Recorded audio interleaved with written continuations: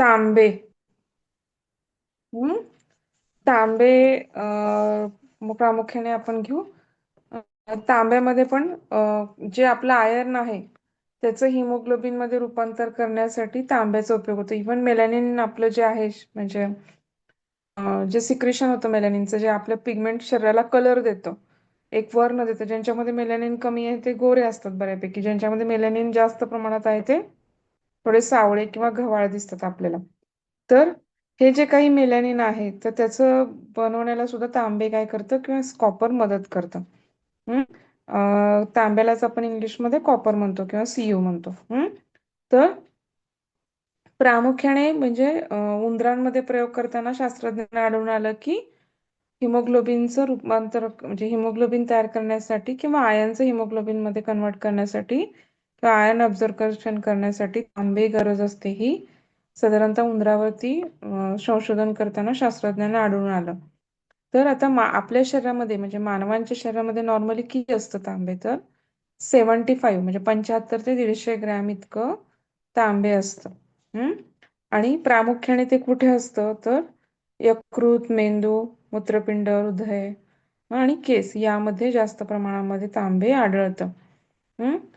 प्रौढांपेक्षा पण जे newborn babies आहेत त्यांच्यामध्ये तांब्याचं प्रमाण जास्त प्रमाणात असतं.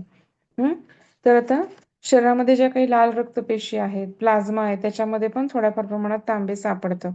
रक्तामध्ये कॉपर जे असतं ते प्रोटीनच्या रूपामध्ये असतं. मग ते आरबीसीज मध्ये प्रामुख्याने आपल्याला दिसतं. ते आरबीसी मध्ये कुठल्या स्वरूपात असतं, तर कॉम्प्लेक्स हिमोक्युप्रिन. लिहून घ्या, कॉम्प्लेक्स हिमोक्युप्रिन. हिमो आणि क्युप्रिन एकत्र शब्द आहे, पण मी तुम्हाला फोड करून सांगते. तर लाल रक्तपेशीमध्ये म्हणजे आरबीसी मध्ये कॉम्प्लेक्स हिमोक्युप्रिनच्या स्वरूपात असतं आणि प्लाझ्मामध्ये कशामध्ये असतं, सिरोप्लाझ्मामिन अशा स्वरूपात असतं. प्लाझ्मामध्ये सिरोलोप्लाझ्मामिन. सिरुलोप्लाझ्मामिन असं म्हणलं तरी चालेल, सिरुलोप्लाझ्मामिन. तर सिरोप्लाझ्मामिन जे असतं ते तांबे मिश्रित एन्झाईम काय करतं, फेरसचं आयर्न फेरिक आयर्न मध्ये रूपांतर करतं. त्यामुळे काय होतं की प्रथिनांच्या मध्ये लोह अडकून बसतं आणि नंतर ते हिमोग्लोबिन किंवा लोह इतर संयुगे तयार करण्यासाठी म्हणजे सगळ्याच फेरस सल्फेट सगळ्यात ऍब्झॉर्ब होतं सगळीकडे, परंतु ते काय करतात, काही ठराविक फेरस ह्याचं फेरिक मध्ये रूपांतर करतात आणि ते कशामध्ये अडकून राहतं प्रामुख्याने, तर प्रथिनामध्ये ते लोह अडकून राहतात आणि हे लोह परत कशाला मदत करतं, तर प्रामुख्याने हिमोग्लोबिन आणि इतर संयुगे तयार करण्यासाठी शरीराच्या अनेक भागात पाठवलं जातं. म्हणजे आतड्यात आणि हा तांब्याचे शोषण प्रामुख्याने 1-2 मिनिटं.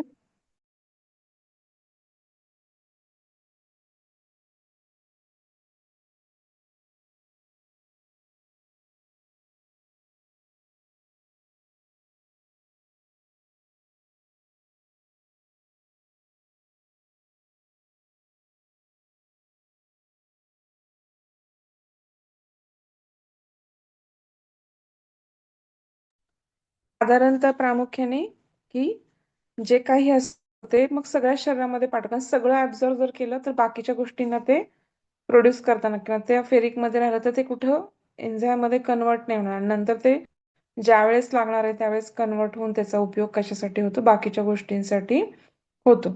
तर साधारणतः तांबा आहे ते मोठ्या आतड्यातनं लहान आतड्यातनं शोषलं जातं किंवा डिओडिनम म्हणजे आतड्याचा जो सगळ्यात भाग आहे डिओडिनम, त्याच्यामध्ये प्रामुख्याने शोषण होतं.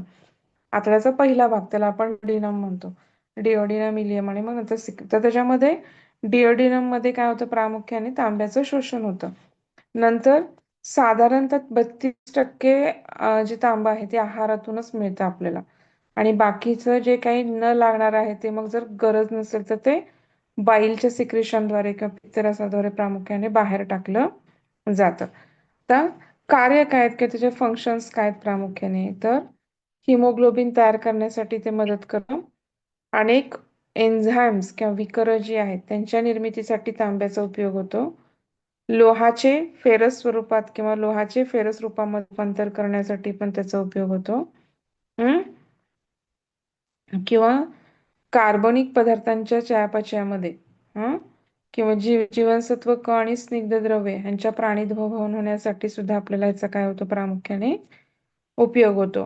मेलॅनिन नावाचं रंगद्रव्य तयार करण्यासाठी शरीरामध्ये त्याचा उपयोग होतो आणि हाडा क मज्जासंस्था यांच्या निर्मितीसाठी पण प्रामुख्याने आवश्यक आहे. म्हणून आपण म्हणतो की तांब्याच्या मध्ये पाणी ठेवा, म्हणजे तांबेचा धातू किंवा काय म्हणतो आपल्याला बऱ्यापैकी मिळतो. पूर्वी तांब्याची भांडी बऱ्यापैकी वापरली जायची. खूप प्रमाणात खूप वेळ ठेवलं तर त्या पाण्याला एक वेगळा वास येतो.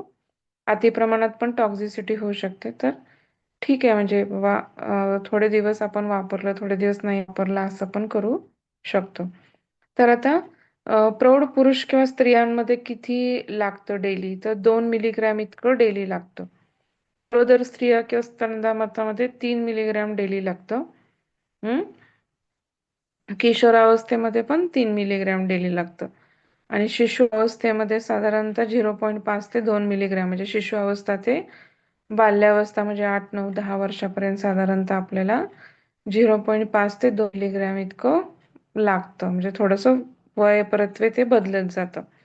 आता तांब कशा कशातून मिळतं, तर सर्व प्रकारच्या अन्नपदार्थात तांब हे खनिज असतं. म्हणजे धान्य आली, डाळी आल्या, भाज्या आले, फळे आले, प्राणीज पदार्थात पण तांबे असते. परंतु म्हणजे प्राणीज पदार्थामध्ये माशांमध्ये असतं, नंतर आपल्या व्हेजिटेरियन पदार्थ विड्याची पानामध्ये असतं. कठीण कवचाची फळ्यामध्ये तांबे जास्त प्रमाणात असतं. जेवढी काही कठीण कवचाची फळं आहेत, मग त्याच्यामध्ये कठीण कवचाच्या फळामध्ये कवठ आलं, अजून कठीण कवचामध्ये फणस पण येऊ शकतं, कठीण कवचामध्ये नारळ पण येतो कठीण कवचामध्ये. तर तलावातून जे काही साचलेलं पाणी, म्हणजे तलावात साचलेल्या पाण्यापेक्षा नळातून वाहणाऱ्या पाण्यामध्ये किंवा ओढ्याच्या पाण्यामध्ये जास्त प्रमाणामध्ये तांबे आपल्याला पाण्यामध्ये पण आढळून येतं. तर प्रामुख्याने जर 100 मिलीग्रॅम आपण विड्याची पानं घेतली, खायची पानं, तर त्याच्यामध्ये 2.32 मिलीग्रॅम इतकं आपल्याला तांब आढळून येतं. अक्रोड आपण खातो, अक्रोड, काजू, खोबरे, तर ह्या सगळ्यामध्ये साधारणतः 100 ग्रॅम अक्रोड, काजू, खोबऱ्यामध्ये 1.67 मिलीग्रॅम इतकं तांब आपल्याला आढळून येतं. बाजरीमध्ये 100 ग्रॅम बाजरीमध्ये 1.06 मिलीग्रॅम इतकं आपल्याला काय आढळून येतं, तांब आढळून येतं. आणि बाकी माशांमध्ये 100 ग्रॅम मासे जर घेतले तर 1.40 मिलीग्रॅम इतकं आपल्याला तांबे आढळून येतं. पण आता हे आपल्याला तुला पाठवते. तांब्याच्या अभावी आपल्यावरती काय काय परिणाम दिसून येतात प्रामुख्याने. पाण्याची बॉटल भरून. माईक चालू आहे, तुमचा आवाज येतोय, कोणाचा तरी माईक चालू राहिलाय. म्यूट करा स्वतःला, म्हणजे माईक वरती आवाज नाही येणार. हा, तर तांब्याच्या अभावी पुढील परिणाम आपल्याला दिसून येतात. तर काय काय परिणाम आपल्याला प्रामुख्याने दिसून येतात, प्रामुख्याने अशक्तपणा येतो, लक्षात घ्या. तांब्याच्या अभावामुळे काय होतो, प्रामुख्याने अशक्तपणा येतो. नंतर काय होते, वाढ खुंटते, बाळांची वाढ खुंटते, अपचन किंवा श्वसनाचे विकार येतात, हाडांमध्ये विकृती येते, केसांचा रंग बदलतो. कारण मेलॅनिन तयार करायचं काम तांबे करतं, की तांबा मदत करतं. मग त्यामुळं काय होतं की अशक्तपणा येऊ शकतो, वाढ खुंटते, त्वचेचा रंग बदलू शकतो, केसांचा रंग बदलतो, अपचन होऊ शकतात, श्वसनाचे विकार होऊ शकतात, हाडांमध्ये पण विकृती येऊ शकते. तांबे जर अधिक प्रमाणात झालं तर ते काय ठरतं, विषारी ठरतं. आता हे आपण अभाव बघितलं, पण जर आधिक्य झालं तर काय काय दिसून येतं आपल्याला, तर तांब्याचं आधिक्य झालं तर ते प्रामुख्याने आपल्याला विषारी ठरतं. कारण तांब्याच्या भांड्यात शिजवलेले अन्न खाल्ल्यास पोट दुखते किंवा उलट्या जुलाब होतात. त्यामुळं पूर्वीच्या काळी पितळेच्या भांड्यांना, तांब्याच्या भांड्यांना काय करत होते, कलई करत होते. आतून कलई केल्यानंतर तुम्ही त्याच्यामध्ये काही शिजवलं तरी त्याची रिॲक्शन होत नव्हती धातूशी, आणि मग त्याची टॉक्झिसिटी डेव्हलप होत नव्हती. जर पितळ्याच्या भांड्यामध्ये किंवा तांब्याच्या भांड्यात डायरेक्ट अन्न शिजवलं तर आपल्याला उलट्या, जुलाब, पोट दुखणे हे गोष्टी होऊ शकतात. कारण मेटॅलिक रिॲक्शन्स होते त्याची, त्या एन्झाईम्स बरोबर किंवा भाजीतल्या किंवा मसाल्यांबरोबर त्याचे रिॲक्शन होऊन त्याचं टॉक्झिन्स मध्ये रूपांतर होतं आणि ते चांगलं नसतं. म्हणून पूर्वीच्या काळी ह्या धातूंना कलही केल्याशिवाय ते भांड वापरत नसत. हे तांब झालं आता. हम्म ह्याच्यामध्ये काय अडचण आहे का कुणाला? तांब्याची कार्य एक वेळेस सांगा ना मॅडम.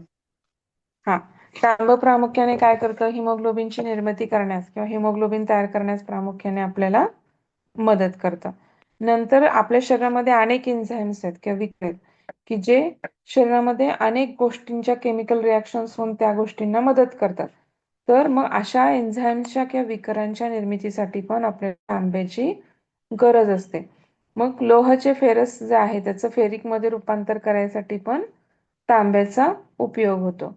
नंतर आपले जे कार्बनिक पदार्थ आहेत, म्हणजे चयापचयासाठी आपले जे पण पिष्टमय पदार्थ म्हणा किंवा कार्बनिक पदार्थ म्हणा, त्यांना किंवा जीवनसत्व क म्हणा किंवा स्निग्ध पदार्थ म्हणा, ह्यांच्या गोष्टींसाठी, ह्यांच्या चयापचयासाठी किंवा प्राणी द्विभवन होण्यासाठी आपल्याला प्रामुख्याने तांब्याची गरज असते.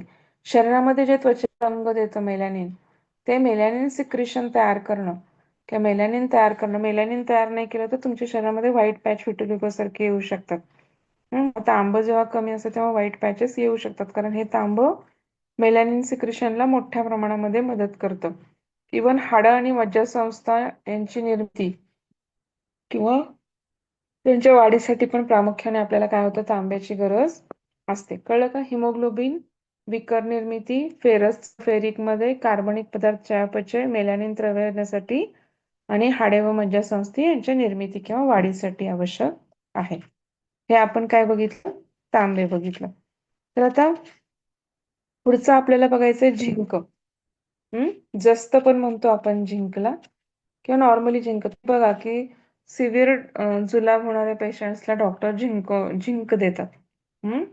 तर हे खनिज वाटतात, पण ह्या खनिजांचे एवढे मायक्रोग्रॅम मध्ये लागतात किंवा मिलीग्राम मध्ये लागतात, पण तेवढ्या मिलीग्रामचे पण शरीरामध्ये खूप मोठे इफेक्ट असतात, कारण त्यांच्या डिफिशियन्सीने बऱ्याच गोष्टी अडचणी येऊ शकतात. खूप ज्यांना डिसेंट्री असते किंवा जुलाब होतात त्यांना झिंक जुलाबातून जायची शक्यता दाट असते. मग अशा डेफिशियन्सी निर्माण होते, त्यामुळे खूप जुलाब होणाऱ्या लोकांना की त्यांना 15 दिवस 20 दिवस मग आपण झिंक गट सिरप देतो किंवा टॅबलेट देतो. तर त्याच्यामुळे काय होतं, झिंक परत नॉर्मल यायला मदत होऊ शकते. तर हे जे काही झिंक आपण बघणार आहोत प्रामुख्याने, तर हे झिंक काय आहे, तर जखमा लवकर भरण्यासाठी प्रामुख्याने झिंकचा उपयोग होतो. तर शरीराला अतिशय अल्प प्रमाणामध्ये लागतं, परंतु वाढीसाठी आणि आरोग्यासाठी खूप महत्वाचं आहे झिंक. ह्या क्षाराची आपल्याला जन्माआधीपासूनच काय होते, गरज सुरू होते. जन्माआधीपासून म्हणजे बेबी जेव्हा ओव्हम आणि स्पर्म येऊन फर्टिलाइज होतात त्यावेळेपासूनच ह्या क्षाराची आपल्याला खूप गरज असते. साधारणतः जर 70 किलोचा माणूस घेतला तर 1.4 ते 2.3 ग्रॅम इतकं काय त्याच्यामध्ये झिंक असतं. थोड्याच प्रमाणात असतं, पण ते महत्वाचं असतं. हे शरीरामध्ये प्रामुख्याने काय की हाडे, दात किंवा आपल्या प्लीहा म्हणजे आपली स्प्लीन, तर ह्याच्यामध्ये काय दिसतं आपल्याला, प्रामुख्याने झिंक आढळून येतं. नंतर रक्ताच्या प्रत्येक 100 ml मध्ये साधारणतः 0.3 किंवा 0.1 मिलीग्रॅम इतकं आपल्याला जस्तचं प्रमाण दिसून येतं. साधारणतः 0.3 व्यक्ती परत ते वेगळं असू शकतं, पण नॉर्मली 0.3 किंवा 0.7 पण असू शकतं. 0.3, 0.7 किंवा 0.1 इतकं ते असू शकतं. आता हे जे काही आहे ते आपल्याला कधी कळलं किंवा हा एवढा मोठा घटक का आहे, का झिंक डेफिशियन्सी होणं चांगलं का नाहीये, तर प्रामुख्याने लक्षात आलं की इन्शुलिन हार्मोनमध्ये पण हे आपल्याला झिंक काय असतं प्रामुख्याने आढळून येतं. इव्हन कार्बोनिक जे अनहायड्रेज एन्झाईम्स आहेत, तर त्याचा महत्वाचा घटक म्हणजे हा झिंक आहे. जे आपण कार्बोनिक अनहायड्रेज एन्झाईम आपल्याला शरीरामध्ये लागतं, तर त्याच्यामध्ये सुद्धा प्रामुख्याने जस्त किंवा झिंकची खूप मोठ्या प्रमाणामध्ये आवश्यकता असते. आणि इन्शुलिन हार्मोनमध्ये पण ह्याची जास्त प्रमाणामध्ये आपल्याला आवश्यकता असते किंवा त्याच्यामध्ये ते आढळून येतं असतं, म्हणून मग त्याच्यामध्ये ते तयार होतं किंवा तयार व्हायला मदत करतं आणि त्याच्यामुळे ते आढळून येतं त्याच्यामध्ये. आता ह्याचे गुणधर्म काय आहेत, तर प्रामुख्याने हा काय आहे, फिक्कट निळसर धातू आहे. कसा आहे तो पहिला पॉइंट, फिक्कट निळसर धातू.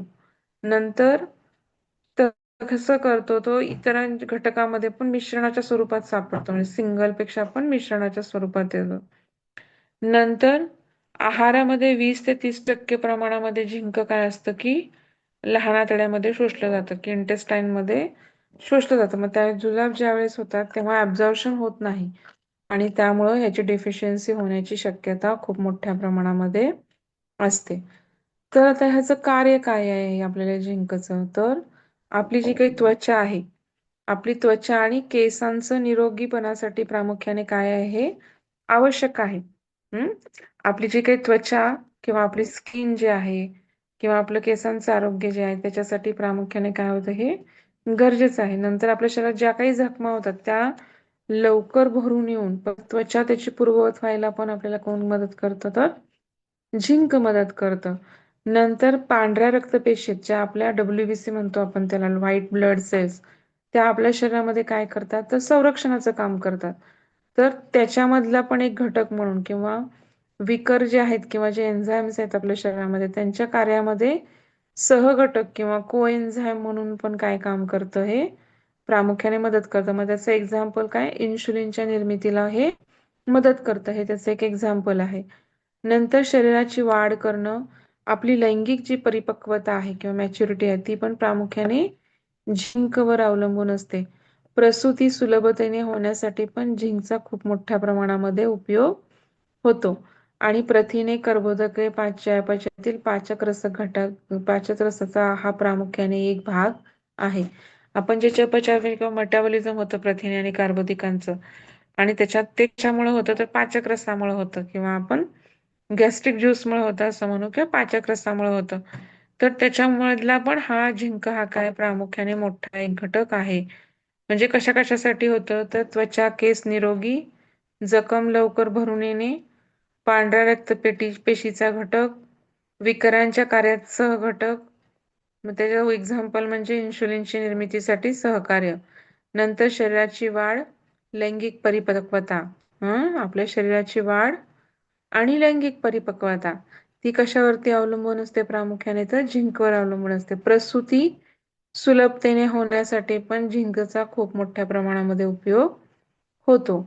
आणि प्रथिने, कर्बोदकेंचे चयापचयातील पाचक रसकाचा एक घटक आहे किंवा त्याच्यामधील प्रामुख्याने जे काही पाचक रस किंवा डायजेस्टिव्ह एन्झाईम्स आहेत त्याच्यामधला एक प्रामुख्याने घटक आहे. तर साधारणतः हे काय बघितले आपण? 5-6 त्याचे कार्य बघितले किंवा त्याचे फंक्शन्स बघितले. आता प्रामुख्याने आपल्याला दैनिक आवश्यकता किती आहे? तर जर प्रौढ स्त्री किंवा पुरुष घेतले आपण प्रामुख्याने, प्रौढ स्त्री किंवा पुरुषामध्ये साधारणतः 10 ते 15 मिलीग्रॅम, 10 ते 15 मिलीग्रॅम काय लागतं प्रामुख्याने आपल्याला? हे लागतं, झिंक लागतं. 10 ते 15 मिलीग्रॅम. नंतर स्तनदा स्त्री किंवा मातामध्ये आपल्याला किती लागतं? प्रामुख्याने 20 ते 25 मिलीग्रॅम इतकं आपल्याला काय लागतं? प्रामुख्याने झिंक लागतं किंवा आपण त्याला जास्त असं म्हणतो. नंतर लहान मुलं जी शिशु आहेत म्हणजे 0 पासून 6 महिन्यापर्यंत किंवा 1 वर्षापर्यंत त्यांना दैनिक म्हणजे रिकमेंडेड डेली अलाउन्सेस किती लागतात? तर 3 मिलीग्रॅम इतके लागतात. आणि जी ॲडोलसंट वयामधली मुलं आहेत तर त्यांना साधारणतः 10 मिलीग्रॅम इतकं डेली लागतं. परत एकदा सांगते, प्रौढ स्त्री व पुरुषामध्ये साधारणतः 10 ते 15 मिलीग्रॅम इतकं लागतं.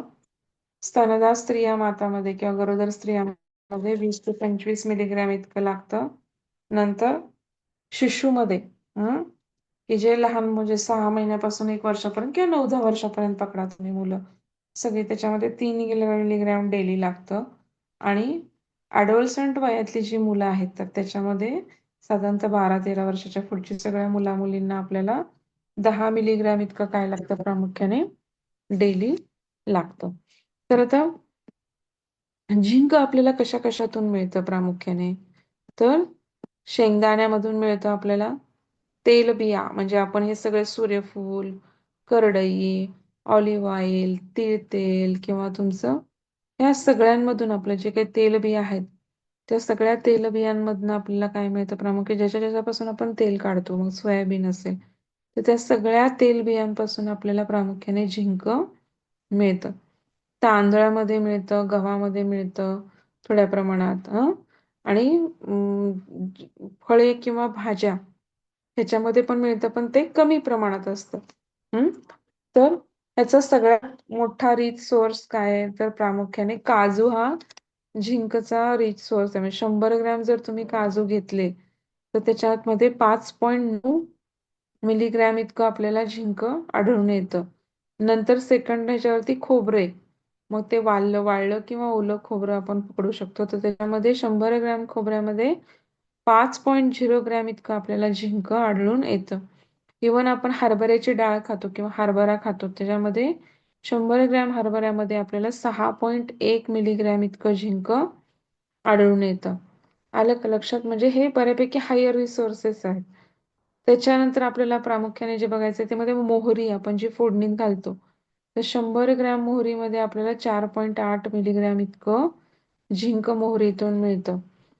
शेंगदाण्यामधून 3.9 मिलीग्रॅम, ज्वारीमधून 1.6 मिलीग्रॅम, उडीद डाळीमधून आपल्याला 3.3 मिलीग्रॅम आणि बाजरीमध्ये 3.1 ग्रॅम आणि जर गहू खाल्ला तर त्याच्यामध्ये 2.7 मिलीग्रॅम. हे सगळं मिलीग्रॅम मध्ये 3.3 उडदाचं, 2.7 गहू, बाजरी 3.1, सोयाबीन 3.4, हरभरा 6.1, अक्रोड 2.3, काजू 5.9, खोबरे 5.0, बदाम 3.5, मोहरी 4.8, शेंगदाणे 3.9 आणि ज्वारी 1.6.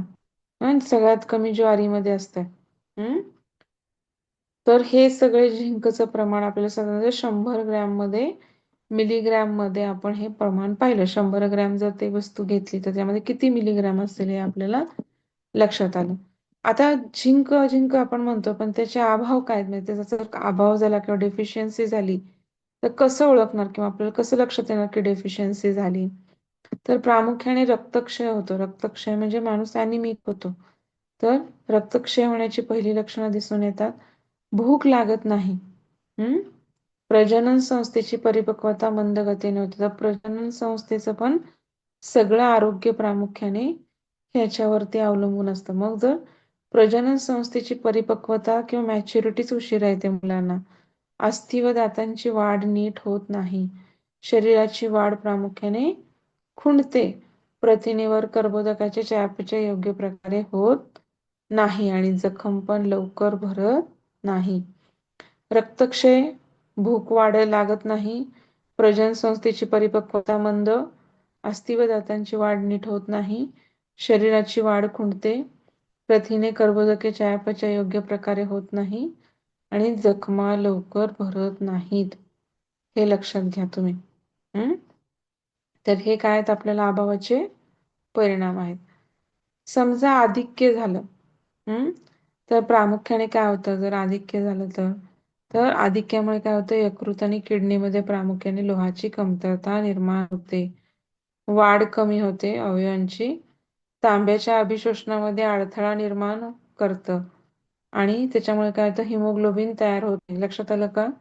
आधिक्य झालं तर ते पहिल्यांदा काय करतं यकृत आणि किडनीमध्ये लोहाची कमतरता निर्माण होते, वाढ कमी होते, तांब्याच्या अभिशोषणामध्ये तांबे जे अब्सॉर्ब करायचं त्याच्या शोषणामध्ये पण अडथळा निर्माण करतं, हिमोग्लोबिन तयार होत नाही, रक्तक्षय होत नाही, हातापायांना अर्धांगवायू येत नाही. वेल्डिंगचे काम आता तुम्ही जे वेल्डिंग करणारी लोक बघितली तर त्यांचं काय होतं की त्यांना पण काय होतं प्रामुख्याने कारण त्या लाईटमुळे ते तोंडाला ऍक्च्युली सेफ गार्ड वापरतात, हातामध्ये पण ग्लोव्ह असतात, परंतु कधी कधी जर जास्त प्रमाणात धूर झाला त्याचा किंवा गेला तर त्याच्यापासून गंभीर स्वरूपाचे आजार होतात. थंडी वाजून येणे, तोंडाला पाणी सुटणे, ताप येणे, डोके दुखणे, खोकला आणि श्वसनासाठी सुद्धा संबंधित खूप मोठ्या प्रमाणात आपल्याला काय होतं आजार किंवा परिणाम दिसून येतात.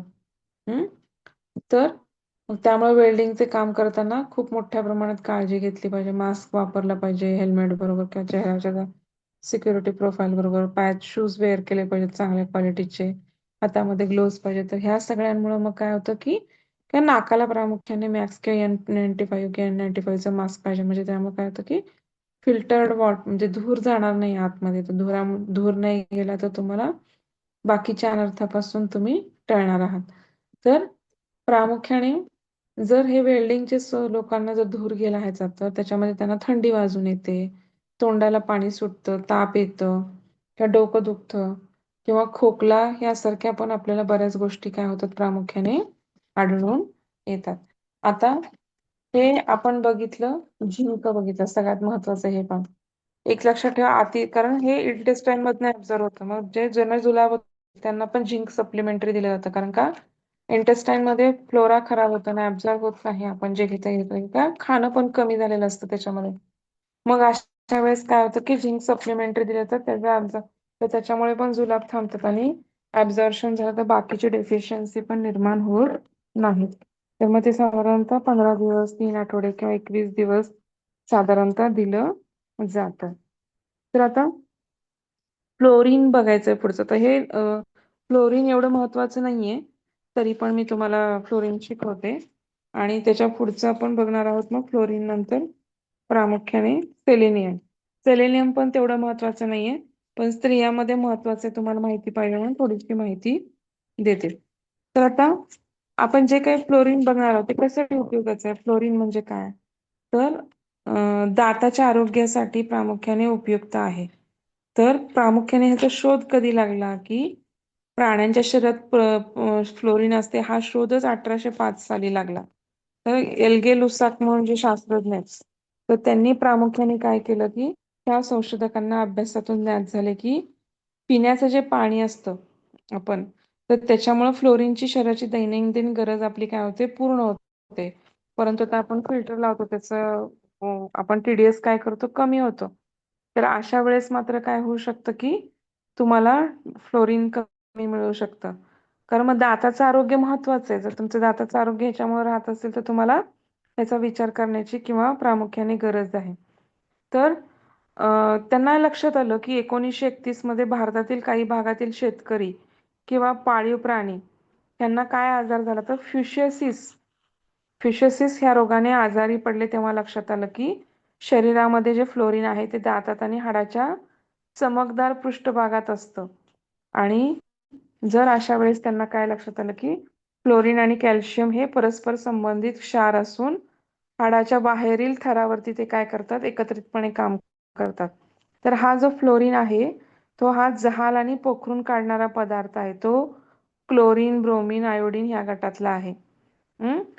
त्यामुळे तो शरीरामध्ये इतर पदार्थांच्या काय असतो प्रामुख्याने कशामध्ये असतो तर मिश्रणामध्ये आढळतो. आपल्याला तो एकटा आढळत नाही, तर तो संयुक्त स्वरूपामध्ये आढळतो. तर आता प्रामुख्याने फ्लोरीनचं कार्य काय किंवा फ्लोरीन काय काम करतं तर जो आपल्या दातावरचा इनेमल नावाचा घटक असतो, म्हणजे दाताला वरचं जे कोटिंग असतं, तर ते इनेमल आपल्या दातांचं संरक्षण करतं. पण मग हा फ्लोरीन त्या इनेमलचाच एक घटक आहे, ज्यामुळे दातावरती जे होणारे आम्लाचे परिणाम आहेत त्याला प्रतिबंध करतो आणि दाताचे संरक्षण करतो. हाडातील तंतू जे आहेत आपले जे फायबर्स आहेत हाडामध्ये, तर त्याच्यासाठी पण हाडं मजबूत करण्यासाठी प्रामुख्याने काय करतो तो मदत करतो. आणि तिथे पण काय करतो फ्लोरीन हाडं काय करतो बळकट करतो. नंतर दात आणि हाडं या दोघांच्या स्वास्थ्यासाठी अत्यंत अल्प प्रमाणामध्ये आवश्यक आहे, परंतु आवश्यक आहे. प्रामुख्याने आपली दैनंदिन आवश्यकता किंवा डेली अलाउन्सेस रिकमेंडेड जे आहेत ते आपल्याला पाण्यातूनच पूर्ण होतात. म्हणजे साधारणतः आता ते हे वेगळ्या पद्धतीने मोजलं जातं. तर प्रौढ व्यक्तीला साधारणतः 1 ppm म्हणजे पार्ट ऑफ मिलियन असं आपण लक्षात घेऊ शकतो. ppmचा लॉंग फॉर्म काय तर पार्ट पर मिलियन. पार्ट पर मिलियन म्हणजे ppm, म्हणजे 1 ppm फ्लोरीन इतकं म्हणजे पार्ट मिली म्हणजे दशलक्षांश, आपण मराठीमध्ये त्याला काय म्हणतो दशलक्षांश भाग इतकं कमी प्रमाणात लागतं, पण प्रामुख्याने लागतं.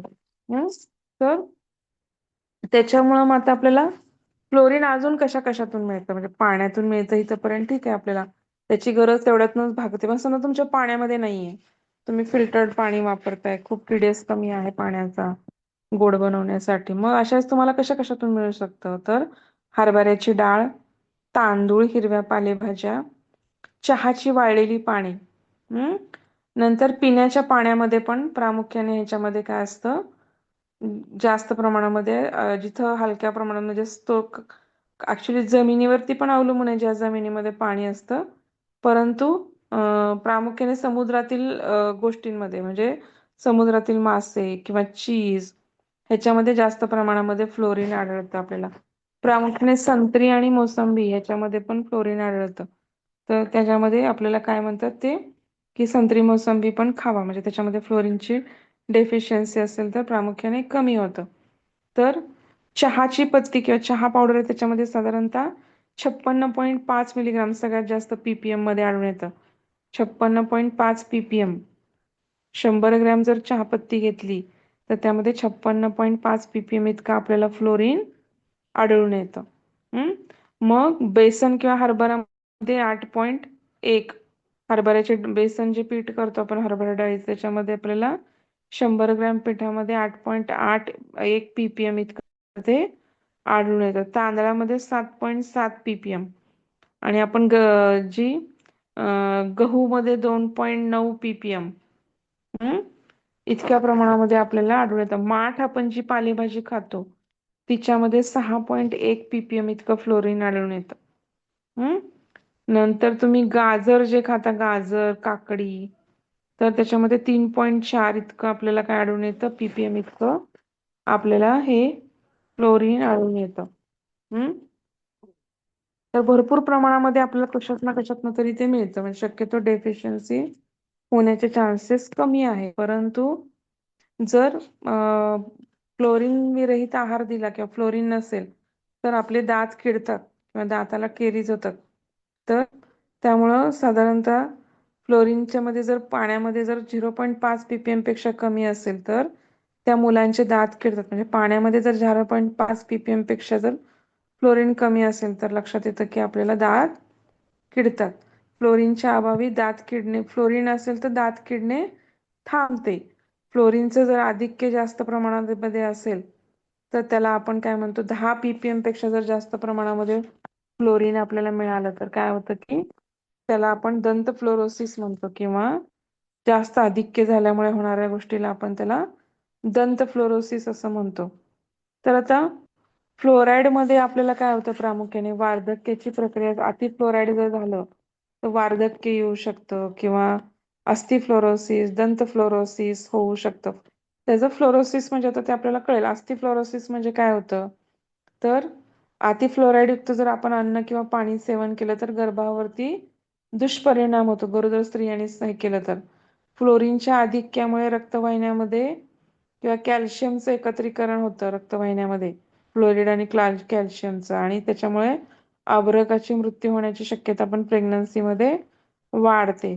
पाठीचे कणा, सांधे, कमरेच्या हाडामध्ये तीव्र वेदना होतात जर अस्थिफ्लोरोसिस म्हणजे अति प्रमाणात जर आपण 10 पीपीएम पेक्षा पण जास्त प्रमाणात फ्लोरोसिस किंवा आपण फ्लोरीन घेतलं तर ह्या गोष्टी आपल्याला दिसून येते. हाडाचा आकार वाढतो, हाडाची जाडी वाढते, पाठीच्या मणक्याच्या आतील जे भाग आहेत की दोन मणक्यामध्ये, तर त्याच्यामध्ये पोकळी निर्माण होते आणि त्याच्यामुळे काय होतं, मज्जारज्जू आणि मज्जातंतूवरती दाब येतो. ही सगळी गोष्टी आपल्याला अस्थिफॉलोसिस मध्ये होऊ शकतात आणि हे कुणाला पण होऊ शकतं, म्हणजे बालकांपासून ते शालेय मुले ते प्रौढ अवस्थेमधील लोकांपर्यंत तुम्ही जर अति प्रमाणात फ्लोरीन घेतलं तर ही गोष्ट होऊ शकते. नंतर सेकंड म्हणजे दंत फ्लोरोसिस. दंत फ्लोरोसिस म्हणजे काय होतं, तर ह्याच्यामध्ये काय होतं की चमकतात जे दात आपले ते निस्तेज होतात. दाताला जे ग्लॉस असतं, ग्लेसिंग असतं, तर त्याच्यावरती पिवळट पांढरे दातावरती ठिपके येतात आणि ह्या ठिपक्यांचं हळूहळू काय होतं, तपकिरी रंगामध्ये रूपांतर होतं आणि दातावरती त्याच्या आपल्याला काय दिसतात, आडव्या रेखा दिसतात. काही काहींचे दात काळे पडतात, दातांना खड्डे पडतात, छिद्र पडतात. तर तुम्हाला जर दातावरती असे ब्राऊन कलरचे आडवे तपकिरी पट्टे दिसले तर तुम्ही लक्षात घ्यायचं की हे फ्लोराईड युक्त पाणी आपल्याला सेवनाचा कालावधी किंवा त्याच्यावरती किती जास्त प्रमाणात झालं हे सुद्धा आपल्याला कळतात. म्हणजे साधारणतः दातावरच्या टोकावरती 2 वर्ष किंवा मधल्या भागावर असेल तर 2 ते 4 वर्ष किंवा वरच्या भागावर असेल तर 4 ते 6 वर्षापासून ही गोष्ट, म्हणजे समजा तुमच्या अगदी टीपला आहे तर तुम्ही 2 वर्षापासून आहे म्हणतो, दाताच्या मधल्या भागावर आहे तर तुम्ही 4 वर्षापासून आहे, दाताच्या एकदम वरच्या बाजूपर्यंत जर पसरलंय ते तर त्याला आपण म्हणतो की 6 वर्षापासून अति फ्लोरीन पाणी सेवन केलं असं होऊ शकतं. म्हणजे चहाचं प्रमाण पण कमी केलं पाहिजे, कारण चहामध्ये जास्त प्रमाणात फ्लोरीन असते चहा पावडरमध्ये, तर तुम्ही दंत फ्लोरोसिस होण्याचे चान्सेस वाढतात. हम्म तर आता फ्लोरोसिसचे काय होतात, मज्जासंस्थेवरती पण परिणाम होतात. अतिफ्लोरीन जर घेतलं तर मज्जासंस्थेवरती आपल्याला काय जाणवतं, प्रामुख्याने आपल्याला काय होतं तर नैराश्य जाणवतं. हा मग तो माणूस अगदी निराशवादी होतो किंवा खिन्न राहतो. हातापायांच्या बोटांना काय होतात, प्रामुख्याने मुंग्या येतात. खूप मोठ्या प्रमाणामध्ये तहान लागते. लघवीच्या प्रमाणामध्ये काय होते, वाढ होते. स्नायूंना अशक्तपणा येतो, ताठरपणा येतो, त्यात वेदना होतात. स्नायूंची कार्यक्षमता कमी होते. हम्म अतिफ्लोरीनमुळे पचन संस्थेवरती पण मोठ्या प्रमाणामध्ये परिणाम होऊन अतिसार, मलावरोध, मळमळ, मूगदाह, पोटदुखी यासारखी आपल्याला लक्षणे दिसून. काय काय दिसलं कळलं का तुम्हाला, की प्रामुख्याने मज्जासंस्थेवरती परिणाम होतो, लक्षात घ्या. म्हणजे नैराश्य, खिन्नता, हातापायाच्या बोटांना मुंग्या, खूप तहान लागणे, लघवी प्रमाण वाढ, स्नायूमध्ये अशक्तपणा, दाटरपणा, वेदना, स्नायूंची कार्यक्षमता कमी, त्वचेवर देखील परिणाम, त्वचेवर फोड येतात, त्यामुळे वेदना होतात, लालसर होते, गुलाबी लालसर त्वचा होते. नंतर अतिफ्लोरीनच्या पाण्यामुळे पचनसंस्था पण हानिकारक परिणाम होतात. अतिसार म्हणजे जुलाब होतात, कधी कधी मलावरोध म्हणजे कॉन्स्टिपेशन पण जाणवू शकतं, कधी कधी मळमळ, नंतर मुकदाह म्हणजे तोंडाची आगाग होते, हा पोटदुखी यासारखी लक्षणे पण प्रामुख्याने आपल्याला दिसून येतात. तर आता त्यावेळेस आपण हे एक थोडस आपल्याला डेफिशियन्सी होण्याची शक्यता कमी, पण जरी झाली तरी आपण ह्या गोष्टी वापरून किंवा पाण्याचं प्रमाण पण चेक करू शकता तुम्ही, आणि मग त्याच्यानुसार काय करू शकता, बऱ्याच गोष्टींच्या मध्ये आहारामधून पण आपण हे घेऊ शकतो. साधारणतः 1.5 ppm पेक्षा जास्त, म्हणजे तुम्ही जर चेकिंग केलं पाण्याचं, तर तुझ्या प्रयोगशाळा असतात, तर त्याच्यामध्ये तुमचं जर पाणी चेकिंगला गेलं तर फ्लोराईडचं प्रमाण पाण्यामध्ये किती आपण पाहू शकतो. मग ते जर 1.5 ppm पेक्षा जर जास्त प्रमाणात असेल तर ते पाणी स्वयंपाकासाठी आपण शक्यतो वापरू नये. आहारामध्ये जीवनसत्वयुक्त अन्नपदार्थांचा मोठ्या प्रमाणामध्ये समावेश करावा, कारण मग त्याच्यानुसार ते बाहेर टाकलं जातं. किंवा दूध, हिरव्या पालेभाज्या, मांस, मासे, कॅल्शियमचे प्रमाण प्रामुख्याने वाढवायचं आहे आपल्याला. याच्यामध्ये पाठदुखी, कंबरदुखी यासारख्या तक्रारीकडे दुर्लक्ष न करता आपल्याला ताबडतोब आपण काय केलं पाहिजेत, वैद्यकीय उपचार केले. पान, तंबाखूमध्ये, सुपारीमध्ये फ्लोराईडचं प्रमाण भरपूर असतं. चहा पावडरमध्ये पण अधिक प्रमाणात असतं. आणि भारतीय पद्धतीमध्ये आपण जेव्हा दूध मिसळून चहा केलो तेव्हा फ्लोराईडचे दुष्परिणाम कमी होतात. जे ब्लॅक टी घेतात त्यांना फ्लोराईडचे चान्सेस जास्त असतात, जास्त. जे दूध आपण कॅल्शियम, दुधामध्ये कॅल्शियम असतं, जेव्हा आपण चहा उकळल्यानंतर त्यामध्ये दूध टाकतो त्याच्यामुळे थोडे दुष्परिणाम त्याचे म्हणजे फ्लोरीनचे प्रमाण कमी होतं, कारण आपोआपच तर चहा पावडर आणि आपण पाणी पहिल्यांदा उकळतो आणि ते खूप उकळलं किंवा खूप दुधाबरोबर उकळलं तरी त्याच्यामध्ये फ्लोराईडचं प्रमाण वाढतं. त्यामुळे जास्त काय काय ना स्ट्रॉंग चहा लागतो, ते जास्त वेळ चहा उकळतात. दूध घालून पण चहा खूप वेळ उकळत ठेवतात, 5-5 मिनिटं, 4-4 मिनिटं. उकळी आल्यानंतर 1 उकळी, 2 उकळी, 3 उकळी, 4 उकळी, परत बारीक गॅस करून अजून उकळतच राहतात. तर जास्त उकळायचं नाही. किंवा आपण बाहेर जो गाड्यावर चहा पितो तो पार असा तो वरती खाली उचलून त्याची उष्णता कमी केली जाते, आणि उकळला तरी तो वर खाली करून वर खाली करून सारखा उकळला जातो. परत तो चहा आल्यानंतर लोकांना परत गरम करून दिला जातो, केलेला चहा. तर त्याच्यामुळे पण हे प्रॉब्लेम किंवा हा अडचण येण्याची शक्यता असते. तर महाराष्ट्रामध्ये प्रामुख्याने यवतमाळ जिल्ह्यामध्ये तर चेक केलं गेलं 2000 साली, तर त्याच्या वेळेस त्यांना आढळून आलं की तिथं फ्लोराईडचं प्रमाण पाण्यामध्ये खूप मोठ्या प्रमाणामध्ये आहे असं तिथं आढळून आलं. म्हणजे साधारणतः, आणि फ्लोरोसिसचे 1200च्या वर इतके रुग्ण तिथे त्यांना आढळून आले. म्हणजे रुग्ण आढळून आल्यानंतरच ते चेक केलं गेलं आणि तिथे त्यांना फ्लोराईडचं प्रमाण खूप मोठ्या प्रमाणामध्ये आढळून आले. मग त्याच्यामध्ये हे सगळं आपल्याला त्या पाहणीमध्ये दिसून आलं. म्हणून 1.5 ppm प्रति लिटर म्हणजे फ्लोराईड आपल्या शरीरामध्ये जाऊ नये असा आपण विचार केला पाहिजे, किंवा तसला जलस्रोत पिण्यासाठी उपयुक्त नाही असं ठरवलं पाहिजे आणि दुसरा स्रोत हुडकला पाहिजे. नंतर आता पुढचं बघणार आहोत आपण, सेलेनियम. हा स्त्रियांना विशेष उपयुक्त खनिज आहे. सेलेनियम हे जे खनिज आहे ते प्रामुख्याने स्त्रियांना विशेष उपयुक्त आहे. हम्म तर आता आपण हे काही जे सेलेनियम बघणार आहोत तर हे प्रामुख्याने शरीराशी आवश्यक असणारा अत्यंत अल्प प्रमाणात आहे, परंतु गरजेचं आहे, जेवढं काही अल्प आहे. तर जमिनीमध्ये असतं हे, सगळ्या प्रदेशानुसार त्याचं प्रमाण बदलतं. अन्न पदार्थामध्ये पण याचं प्रमाण वेगवेगळं असतं. पुरुषांना पण गरज असते. आता त्या पुरुषांच्या मध्ये तर निम्म सेलेनियम त्यांच्या अंडकोशामध्ये म्हणजे टेस्टिसमध्ये सापडतं आणि प्रोस्टेट ग्रंथीच्या मूलगामी वाहिन्यामध्ये म्हणजे प्रोस्टेट ग्रंथीच्या जे डक्ट्स आहेत त्याच्यामध्ये त्यांना वाहिन्यांमध्ये हे आढळतं. तर आता प्रामुख्याने याचे गुणधर्म काय आहेत तर हा सल्फर गटातील धातू आहे, खनिज आहे आणि हा प्रामुख्याने काय असतं, करड्या रंगाचा धातू आहे. कसल्या रंगाचा आहे, करड्या रंगाचा आहे आणि प्रामुख्याने अँटीऑक्सिडंट आहे. आलं का लक्षात? अँटी ऑक्सिडंट आहे. अँटीऑक्सिडंट मी तुम्हाला सांगितलं की जे काही आपल्या शरीरामध्ये फ्री रॅडिकल्स तयार, ते सगळ्यांच्या शरीरात तयार होतात. बऱ्याच एन्व्हायरमेंटल पॉल्युशनमुळं किंवा याच्यामुळं तुमच्या शरीरामध्ये किंवा तुम्ही केमिकल युक्त भाज्या खाल्ल्यामुळे बऱ्यापैकी फ्री रॅडिकल शरीरामध्ये फिरत असतात आणि त्यांचं कॅन्सरमध्ये रूपांतर होऊ शकतं. तर ह्या फ्री रॅडिकल्सला किंवा डिजनरेटिव्ह चेंजेस होऊ नये म्हणून अँटीऑक्सिडंट जे आहेत ते ह्यांना काय करतात, ऍब्झॉर्ब करून घेतात किंवा खाऊन टाकतात. तर त्याच्यामुळं सगळे मल्टीविटॅमिन्स हे अँटीऑक्सिडंट आहेत, लक्षात ठेवा, मिनरल्स, मल्टीविटॅमिन्स. तर तसा हा सेलिनियम हा अँटीऑक्सिडंट म्हणून कामे करतो. तर हा धातू जे वीर्य आहे आपल्या शरीरामध्ये किंवा पुरुषांच्या, तर त्या वीर्यामधून पण किंवा सिमेनमधून पण बाहेर येतो किंवा त्याच्यामध्ये असतो. आता याचे गुणधर्म काय आहेत तर याचे गुणधर्म विटॅमिन, जीवनसत्व ई सारखेच आहेत सेलिनियमचे. तर जीवनसत्व ई सारखंच हे काय करतं सेलिनियम, आपल्या पेशींच्या आवरणाचं संरक्षण करतं प्रामुख्याने. काय करतं, पेशींच्या आवरणाचं संरक्षण करतं.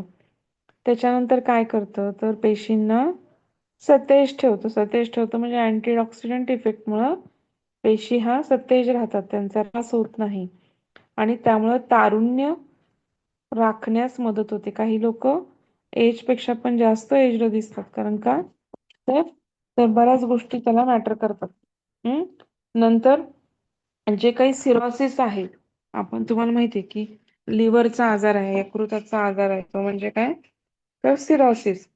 तर ह्या सिरोसिस रोगामध्ये काय करतं हे प्रामुख्याने तर यकृतामध्ये जे काही बिघाड आहेत ते सेलेनियममुळे दुरुस्त होतात आणि त्याच्यामुळं सिरोसिस पण कमी व्हायला मदत होते. स्त्रियांना पाळीबंदी होण्याच्या काळातील त्रास कमी होतात. मेनोपॉजमध्ये स्त्रियांना जे हॉट फ्लशेस किंवा त्रास होणं, चिडचिड होणं, या सगळ्या गोष्टी जर तुम्ही सप्लिमेंटरी सेलिनियम घेतलं तर कमी होतात. केसामधील कोंड्यावर पण सेलिनियम काय करतं, औषधासारखं काम करतं. जर डॅन्ड्रफ असेल तुम्हाला आणि तुम्ही जर सेलिनियम टॅबलेट्स घेतल्या तर तुम्हाला केसाच्या कोंड्यांमध्ये पण कोंडा जो होतो तो डॅन्ड्रफ कमी होतो असं जाणून येतं. नंतर कॅन्सरजन्य घटक पण सेलिनियममुळे कमी होतात.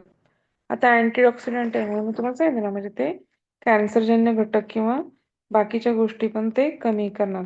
आता प्रौढ पुरुषामध्ये किती आणि स्त्रीमध्ये किती आहे तर प्रौढ पुरुषामध्ये 40 ते 65 मायक्रोग्रॅम इतकी आणि प्रौढ स्त्रीमध्ये 45 ते 65 मायक्रोग्रॅम इतकी गरज असते. म्हणजे थोडक्यात तेवढीच आहे, साधारणतः 40 ते 65 मायक्रोग्रॅम इतकी दोघांच्या मध्ये गरज असते. गरोदर स्त्रियांमध्ये 75 मायक्रोग्रॅम 75 मायक्रोग्रॅम इतकी डेली गरज असते. त्याच्यानंतर गरोदर स्त्री, स्तनदा दोघांच्या मध्ये पण 75 मायक्रोग्रॅम. नंतर जी काही मुलं आहेत मोठी त्याच्यामध्ये 20 ते 30 मायक्रोग्रॅम इतकी आवश्यकता असते. कळलं का? प्रौढ पुरुषांमध्ये 40 ते 70 मायक्रोग्रॅम, प्रौढ स्त्रीमध्ये पण साधारणतः तेवढंच, गरोदर स्त्रीमध्ये 75 मायक्रोग्रॅम, स्तनदा स्त्रीमध्ये 75 मायक्रोग्रॅम आणि मुलं जी आहेत त्यांच्यामध्ये 20 ते 30 मायक्रोग्रॅम.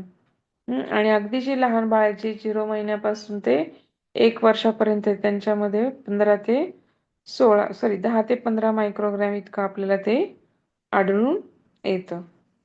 आता आपण बघितलं की फंक्शन्स बघितले, डेली अलाउन्सेस बघितले, काय गरज आहे बघितलं, कशासाठी गरज आहे. फंक्शन्स मध्ये तुम्ही पेशींच्या आवरणाचं रक्षण, पेशींना सतेज ठेवणे, तरुण राखणे, सिरॉसिस आजारामध्ये यकृताला बदलणे किंवा यकृतावरती काम करणे, स्त्रियांमध्ये पाळीबंद काळामध्ये उपयोगी, केसामधील कोंड्यावरती उपयुक्त आणि कॅन्सरचे घटक कमी करण्यासाठी उपयुक्त, असा प्रामुख्याने एवढ्या मोठ्या प्रमाणामध्ये त्याचे फायदे आपल्याला दिसतात. आता सेलेनियम प्राप्ती कशा कशातून होते, कशा कशातून मिळतं, तर प्रामुख्याने गहू, बार्ली, ह्याच्यामध्ये सेलेनियम प्रामुख्याने.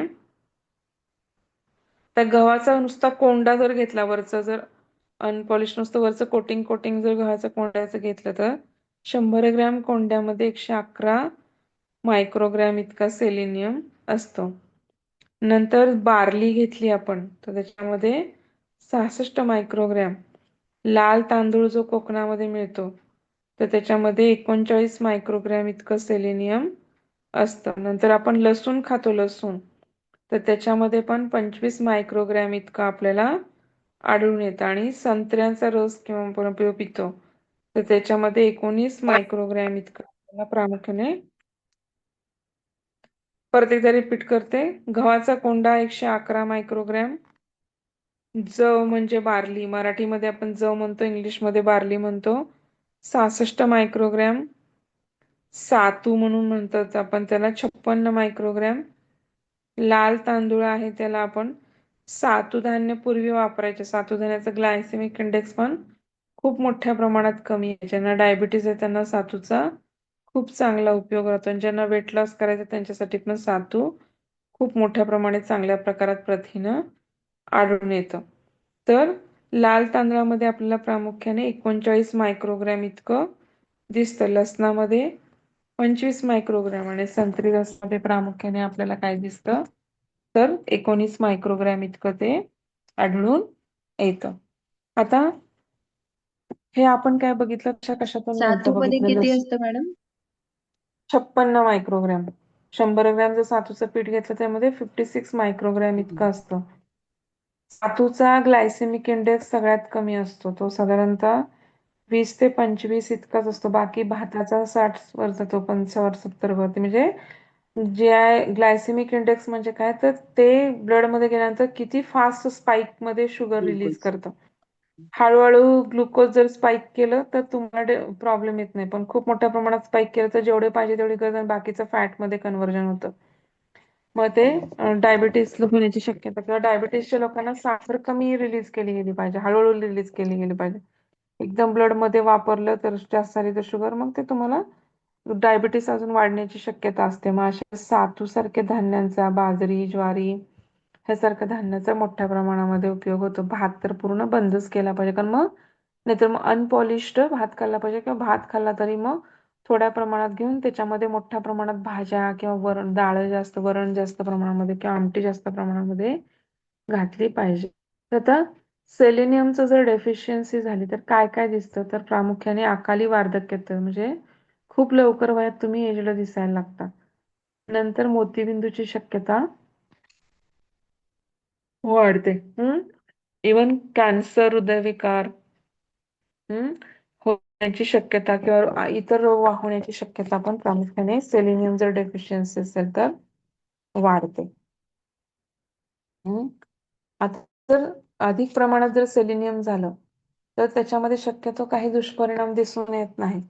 फक्त टक्कल पडू शकते किंवा नखामध्ये विकृती येणं आणि मानसिक अस्थिरता, एक अशी जास्त प्रमाणात जर झालं तर लक्षात येऊ शकतात. म्हणजे टक्कल पडणे, नखामध्ये विकृती येणे किंवा मानसिक अस्थिरता होणे, ह्या सगळ्या गोष्टी आपल्याला लक्षात येतात.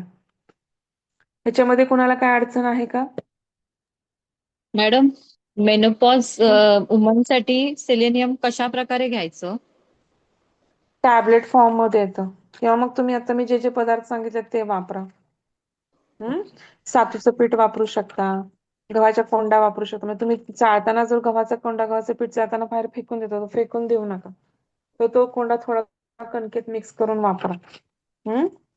किंवा मग लसूण वापरा, लसणामध्ये पण आहे, संत्रीच्या रसामध्ये आहे, लाल तांदळामध्ये, लाल तांदूळ कोकणात मिळतो तसंच बाजारमध्ये किंवा ऑनलाईन पण अमेझॉनवर वगैरे येतं. अमरनाथचं पीठ येतं ते अमरनाथ म्हणून म्हणजे ते बहुतेक मला वाटतं जॅकचं पीठ वापरतात. जॅक फ्रूटचं एक पीठ वापरतात तर त्याच्यामध्ये पण ते बऱ्यापैकी सेलेनियम आढळून येतं. इव्हन थायरॉइड ग्लॅन्ड की ज्यांना हायपोथायरॉइडिझमचा त्रास आहे त्यांना सुद्धा सेलेनियम उपयोगी पडतं कारण थायरॉइड ग्रंथीच्या फंक्शनसाठी पण सेलेनियम काय करतं खूप मोठ्या प्रमाणामध्ये उपयुक्त ठरतं. थोड्याच प्रमाणात लागतं पण लागतं. सगळ्यात महत्वाचं स्त्रियांमध्ये जास्त विशिष्ट उपयुक्त आहे कारण स्त्रियांना विशेष उपयुक्त आहे हा. हम्म? ह्याच्यामध्ये कोणाला काय अडचण आहे? मॅडम, बंद कर. फ्लोरीन जसं सांगितलं तुम्ही, फ्लोरीन हम्म. की हा चहामध्ये, मग चहा हो म्हणजे थोड्या क्वांटिटी मध्ये घेतलेला चांगला आणि कमी उकळलेला ना?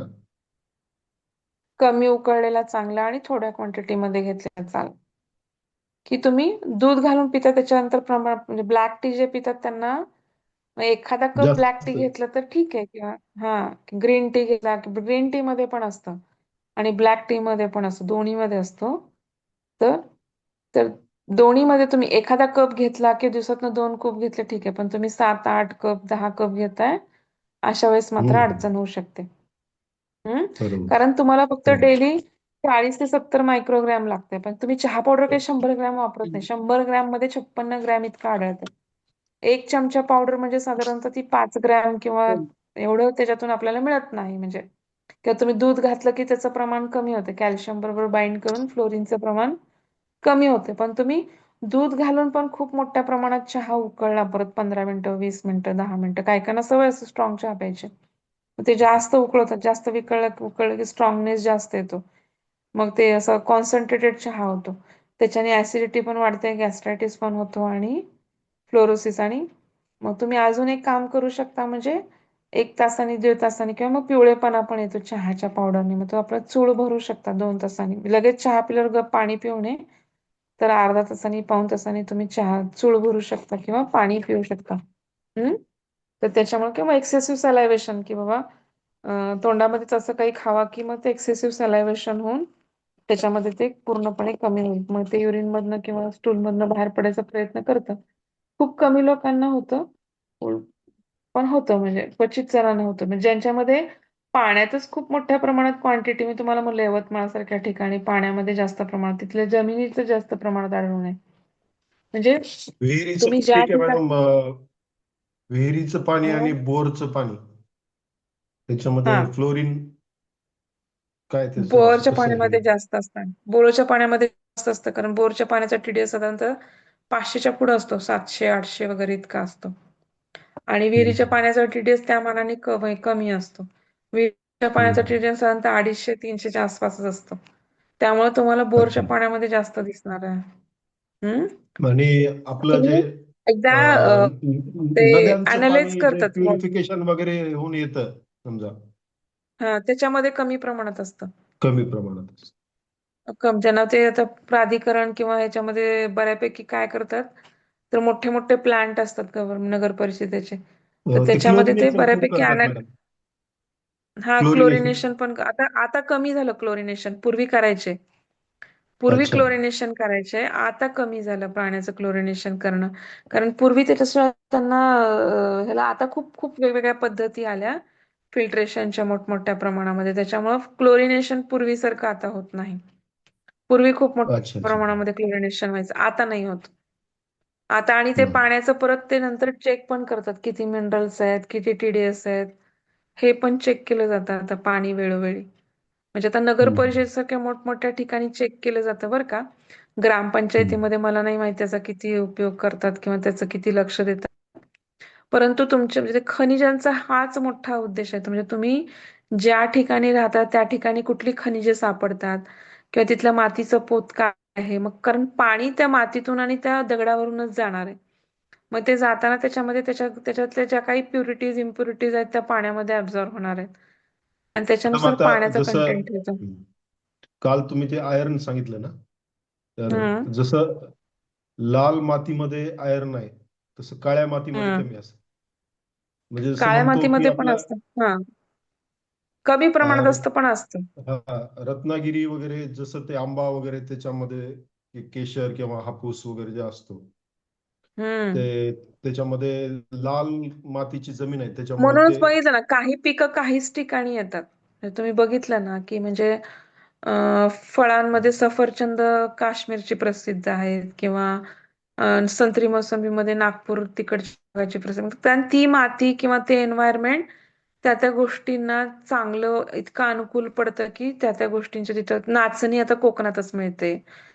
आपल्याकडे नाचणीचं हम्म. प्रमाण पीक खूप कमी प्रमाणात म्हणजे नाचणी, लाल तांदूळ, इव्हन मेघालयामध्ये काळा तांदूळ मिळतो. तो काळा तांदूळ सुद्धा आता चांगला समजला जातो. म्हणजे तो डायबिटीस लोकांमध्ये वगैरे म्हणजे ते तो काळा तांदूळ खरंच म्हणजे बऱ्यापैकी इफेक्ट त्याचे चांगले असतात. म्हणजे त्याचा हायपोग्लायसेमिक इंडेक्स पण कमी आहे असं म्हणतात. HbA1c कमी आहे.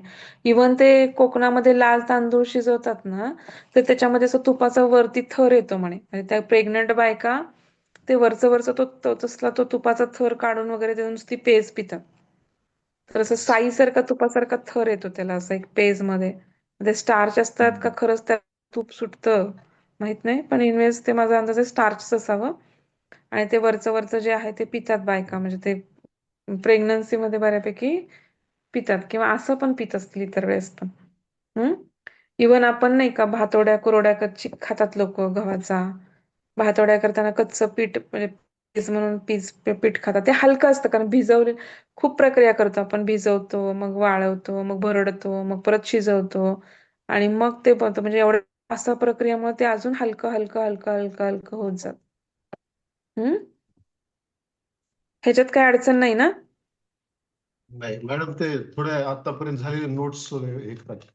हो हो हो, मी ते ऍक्च्युली पाठवते बरं का. एक मला फक्त 2च दिवसाचा काळ द्या.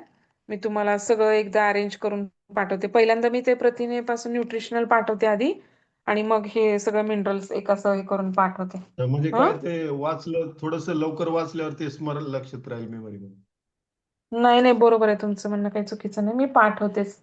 हम्म. हो 1-2 दिवस मला हो फक्त वेळ द्या. 1-2 दिवसात हो मी थोडं थोडं करून सगळं पाठवते. हा, बरं हो. लिव करते मी आता. हा मॅडम हा. मॅडम आणखी एक रिक्वेस्ट होती. आम्ही हम्म. थोडस उशिरा जॉईन झालोत ना दोघी.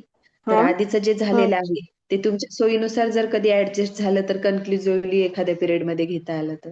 हो, काय तुम्ही कुठून आलात? तुम्ही कुठून सुरुवात केली पिरियडला? साधारणतः किती वेळा म्हणजे हे कुठल्या मिनरल्स लेक्चर चालू पासून काय झालं ना सुरुवातीला? तेव्हा जॉईन झालोत आम्ही.